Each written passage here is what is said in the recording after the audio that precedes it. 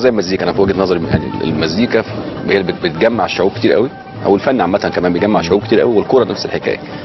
احنا نفسنا في انتصار، يعني انتصار نفسي على احنا بنعتبر الكوره لما بننتصر على دول افريقيه احنا بننتصر نفسيا، والشعبنا بينتصر، مصر بتنتصر على الكاميرون وعلى غانا وعلى حاجات كده.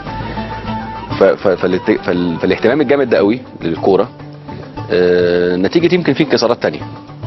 في ناس عندها انكسارات تانية وانا عندي انكسار وانت عندك انكسار، فبتطلع همك في الكوره دي، نفسنا نفوز في حاجه. فما اعتقدش، لا مش طبعا لو فيلم وطني مش هيبقى عن الكوره، لكن حاسس انه اصل الغنى الوطني بقى بينزل في المناسبات دي، مناسبات الكوره. يعني من النادر تلاقي غنى وطني جديد، يعني مفيش غنى وطني جديد بينزل في 6 اكتوبر، يعني قليل قوي. قليل والله صح. بينزل غنى وطني جديد يا اما مع المنتخب يا اما غنى ديني مع اول رمضان، يعني او مع الاهلي لما ياخد بطولات ولا حاجه. ده الاهلي ده موضوع تاني. لا هي الكوره. انت رحت ورا المنتخب طيب الاستاد قبل كده؟ لا خالص ما رحتش ولا ماتش. طيب 2-2 واسالك في العادات والتقاليد. معروف ان المصريين تقريبا الشعب الوحيد اللي بيطلع يزور المدافن في اوقات فرحه. في العيد مش عارف ليه. عايز منك تفسير، وعايزك تقول لي ايه الاوقات كمان اللي بيزور فيها المصريين متعودين يزوروا فيها المدافن اللي هي عرف. لا هو عايز التفسير ان هم بيروحوا في العيد من وجهه نظرك، يعني بيروحوا من وجهه نظري ان هم شايفين ان المفقود ده او الفقيد ده غاب عنهم في المناسبه دي، او يعني جه عليهم العيد وهو مش موجود، فاحنا بنروح نقعد جنبه على اعتقاد ان هو بيسمع ان هو موجودين. فانا الله اعلم، انا اللي اعرفه ان مفيش حاجه اسمها كده، ان المقابر دي كلها عظه. يعني انا شخصيا بدفن بايدي وبعمل الحاجات دي كلها بايدي، عملتها كذا مره اللي عشان اخد عظه مش عشان حاجه ثانيه. وادعي سواء كان على المدفن او على في حته ثانيه، ادعي بالرحمه والنور للقبر ده. فهو بيقول لك هو العيد جه ومعناش فلان المفقود ده، فبروح اقعد جنبه اعيد معاه عشان يحسسه ان انا قاعد معاه وان انا قاعد جنبه وحاجات كده عاده. واعتقد مصر بس اللي عندها الحكايه دي. يعني ايه تاني تفسير تاني ايه بقى؟ الاوقات اللي بيطلعوا فيها عيد الصغير يعني. ما هو الاعياد بيطلعوا في الاعياد، بيطلعوا في لما ممكن في ناس بتروح ثانويه بتروح هناك بعد ال 40 بيروحوا. صحيح. وبعدين ايه الكآبه اللي انت عايشني فيها دي؟ حرام عليك. طب اطلع خلاص، حسبت لك النقطه 3-2. طب اسالك في قوه الملاحظه في حته بقى ثانيه خالص، في فيلم كوميدي. ماشي اوكي. طاقية الإخفاء. طاقية الإخفاء يعني اول فيلم خيال علمي في تاريخ السينما المصريه. اول فيلم خيال علمي. علم دي فيها ايه؟ هسالك سؤالين في الفيلم. مين المخرج اولا؟ المخرج زكي فطين عبد الوهاب. لا مش فطين عبد الوهاب. مش فطين عبد الوهاب. نيازم. لا مش نيازم. وكان اسم عبد المنعم ابراهيم ايه؟ دول السؤالين. اوبا ده الكلام ده سنه 58 الفيلم ده. انا شفت الفيلم 890 مره. حافظينه. العلبه دي فيها ايه؟ دراغ فيل. اسم عبد المنعم ابراهيم يا راجل، ده حاجه صعبه. لا خالص. اسم عبد المنعم ابراهيم هنفتكره، بس خلينا نفكر في مخرج العبقري اللي هو عمل التفنينه دي. مش نيازي مصطفى؟ ها؟ لا هو نيازي مصطفى. مش كده؟ نيازي مصطفى. بس نيازي مصطفى انا هحسب لك الدرجه. نيازي مصطفى كان معروف عنه كمان انه ممكن يعمل فيلم من غير ممثلين، يعني راكب الدنيا. كان عبقري في الحته دي، يعني ممكن تروح تصور 3 ايام فيلم بطولتك وتسافر وهو يعمل الباقي كده. هو اصلا مونتير، فعشان كده ده اللي مخليه بيعرف يخلص الفيلم. هو نيازي مصطفى فعلا. نيازي مصطفى مش كده؟ صحيح. وعبد المنعم ابراهيم كان اسمه عصفور. طب انا هديك طاقية الإخفاء لمده 48 ساعه. قول لي هتعمل بيها ايه؟ حل بيها مشكله عامه وحل بيها مشكله شخصيه. مشكله عامه؟ ما تتحلش غير بطاقية الإخفاء. يعني انت شايف ان ده حلها الوحيد؟ طاقية الإخفاء هيبقى كذب، يعني انا هبقى هبقى كذاب يعني. ماشي، انت يعني دي الطريقه المتاحه ليك عشان تحل مشكله عامه. انت مش هتأدي حاجه شريره. احاول اقف في المرور، اعمل حاجه يعني، البسها واروح المرور ده اعمل فيه اي حاجه. تفجر نفسك في المرور؟ لا يعني اوقف مش عارف مش عارف اعمل ايه، يعني مجنني يا اخي. هو المرور واصل لدرجه ان هو انا مجنني من اول تطلق فنبتدي نفكر في حلول. انا مجنني يعني مش عارف اعمل ايه. مش عارف اوصل لايه في الاخر. ومش عارف كمان سنتين هنبقى عاملين ازاي. بحاول احل بيها المشكله. هو البلد واقفه بينا، هي كانت بلد بتقدم بينا من سنتين. لا البلد واقفه بينا الفتره اللي جايه. لا كل حاجه ساعتين 3 المشاوير بقت. فهحاول اصلح بيه المرور.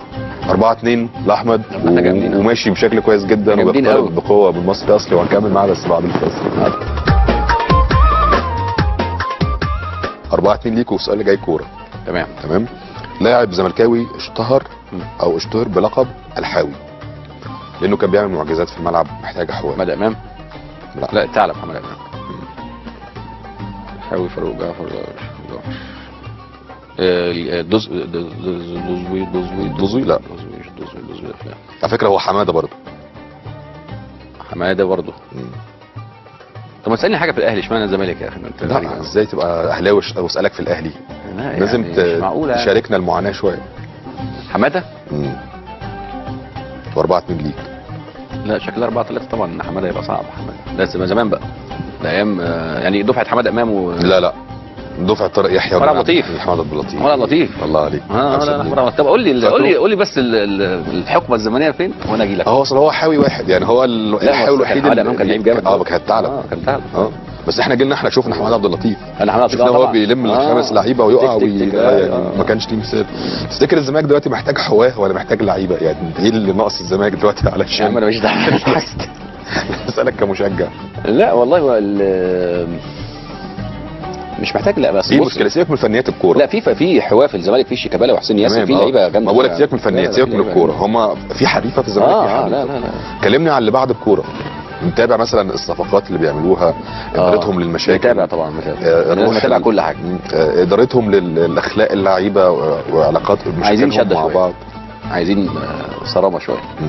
يعني الاهلي فيه ميزه ان فيه صرامه جامده، انا شفتها بعيني. يعني شفتها، كنا مثلا في اوتيل، كان في معسكر الاهلي وانا كنت قاعد مع حد يعني تحت، فالحد ده بيعرف لعيبه الاهلي كلها، فبيكلمه. كان ماستر جوزيه قاعد قدامنا بيتغدى هو والمدام بتاعته. فالحد ده كلم لعيب قال له تعالى انزل سلم، وقال له لا هو ما ينفعش. قال له يا ابني انزل سلم، قال له ما ينفعش اطلع من الاوضه. ففي صرامه بس شويه. لا في لعيبه عندنا بتطلع بالمعسكرات وما بتروحش. 5-2 والسؤال اللي جاي ثقافه. ليه؟ ثقافه؟ بالاسطر. علماء الحمله الفرنسيه قعدت في مصر 4-5 سنين. 5 تقريبا. اوكي. وانتجوا عمل ادبي فني ضخم عن مصر. لحد دلوقتي بيتدرس. اسمه ايه؟ عمل ادبي فني اجتماعي تاريخي. عمل واحد هو. بس ضخم. معروف على فكره. كانت الحمله جايه ومعاها علماء، ومعاها طقم طبعا، ومعاها اسمه ايه، شامبيون ده اللي فك الحجر. كانت ثوره جميله، كانت حمله نفعت مصر. كان احتلال لطيف. نفعت مصر كتير والله. روقونا بس نفع مصر. عمل فني وادبي صعب، بس هو معروف بس صعب. وصف مصر ده، في وصف مصر ده كتاب، ده انا درسته في مصر. ما هو ده العمل ده يا اخي. انا بحس انه عمل في المسرح. بعد المسرح. لا ما عشان كده تهت. لا هو عمل فعلا. هو عمل في وصف مصر معروف طبعا. لقيت عليك على ان هم عملوا وصف مصر وما عملوش وصف فرنسا.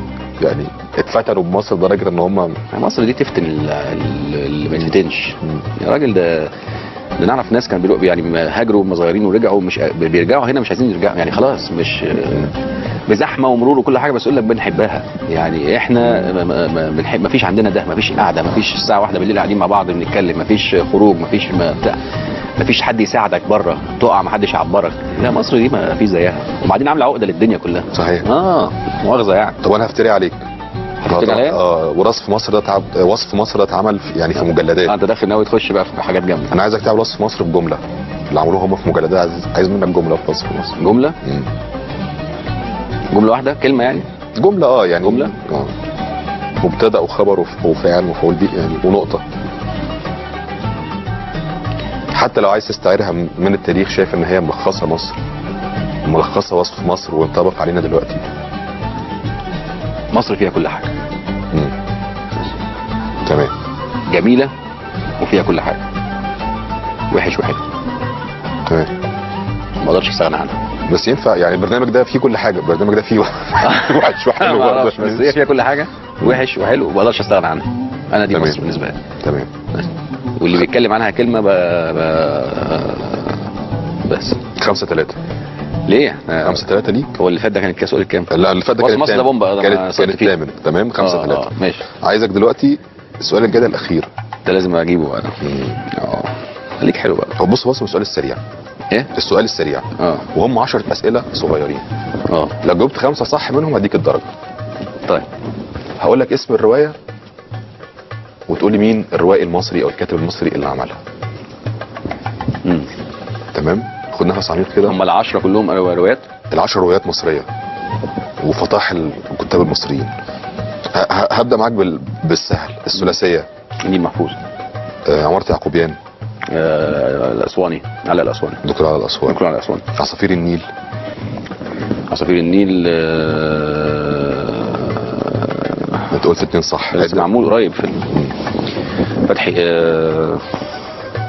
اسمه يا ربي انا عارفه والله عارفه. طب نروح لحد تاني ونرجع له. طيب عزازيل. ايه رواية عزازيل ده كلام. يوسف زيدان. يوسف زيدان. الزيني بركات. الزيني بركات اتعمل مسلسل. محفوظ عبد الرحمن كان كاتبه. لا مش محفوظ عبد الرحمن، كان هو اصلا محفوظ عبد الرحمن. محفوظ عبد الرحمن اللي كاتبه. بس هو مش محفوظ عبد الرحمن. الزيني بركات حد تاني. الروايه بقى الاصليه. لا انا بتاع انا بتاع الشاشه. انا فاكر الحاجات بتاع الرجيح العالمي كمان. جمال غطاني. انت قلت 2 صح. جمال غطاني. انت قلت 2 صح. طب السقا مات. السقا مات معروف برضه قوي. صلاح جاهين. لا هم كلهم معروفين. صلاح جاهين كلهم كبار. جاهين ما كتبش روايه. ما كتبش روايه. كان كتب شعر. يوسف السباعي. يوسف السباعي. طيب الحب الضائع. يوسف ادريس. لا طه حسين. طه حسين. طب قنديل ام هاشم. قنديل ام هاشم يوسف. ايوه يوسف السباعي. يوسف السباعي. يوسف ادريس ولا يوسف السباعي؟ لا قنديل ام هاشم ده يوسف ادريس. ولا يوسف فخر الدين؟ لا يوسف ادريس. يحيى حقي. يحيى حقي. يوميتنا في الارياف يعني. لا ما هو يعني كتبها وخلاص. اكتشف غير دي. انا عندي يحيى حقي يوميتنا في الارياف. طب ايه؟ لا بومبا كده. شوف حاجه حلوه. ده حاجه يعني ما فيش. قولي افلام مثلا، اسامي افلام اجيب لك انا كده سقطت انا. بس انا اعتقد ان تركيا كسبت مواطن جديد. والله خلاص كده بومبا خلاص مفيش فايده يعني. احنا كده كام؟ احنا كده 5-4. طب يا عم 5-4 ده من 8. مصري. مصري. كنت عايز 6 عشان تبقى اصلي. ما هو الاصلي ده بيجي من حاجات. هو الاصلي ده ما بيجيش من 9 اسئله. انا موافق. عمره بيجي من 9 اسئله. الاصاله دي موضوع تاني خالص. يعني المصري الاصلي ده موضوع تاني. انا هعتبر انك انت مصري اصلي من غير. عديها مصري اصلي، والمره الجايه رمضان اللي جاي نخليها هاجي لك جاهز وذاكر. حصل. انت مصري اصلي وانا اتبسطت جدا وجودك النهارده معايا. الله يخليك. ميرسي. وانا كمان جدا بالحلقه دي. يا رب بس نكون قلنا حاجه مفيده يعني. شيء جميل اتعلم. دلوقتي احنا قلنا الزيني بركات مين؟ جمال غطاني. جمال غطاني. لا في واحده بقى احنا نسينا ما عرفناش. الاول الثاني اللي هي عصافير النيل. عصافير النيل. ابراهيم اصلان. ابراهيم اصلان. ماشي. بحب اعرف. كل سنه وانت طيب ونورتني وبنشوفك تاني ان شاء الله. ميرسي ليك. كل سنه وانتم طيبين جميعا. ميرسي.